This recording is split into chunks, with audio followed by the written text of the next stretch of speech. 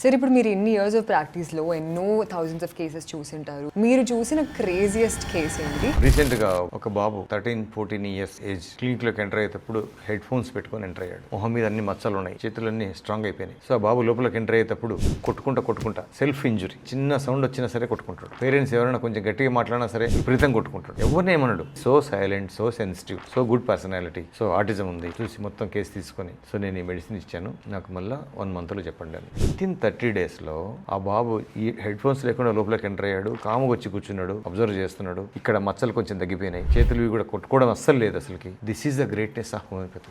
నేనేదో గొప్ప అని చెప్పడం లేదు, ఒక గొప్ప సిస్టాన్ని వాడుకొని నేను బెటర్ చేశాను. నేను ఇచ్చేటువంటి ఆ 30 days మెడికేషన్లోనే కొంచెం బెటర్. ఇదే పేరెంట్ 4 years 3 years 2 years లో నా దగ్గరికి వచ్చింటే ఈ పాటికల్లా మనలాగా ఉండేవాడు. Homeopathy is the right choice, homeopathy is the best choice, homeopathy is the only the choice.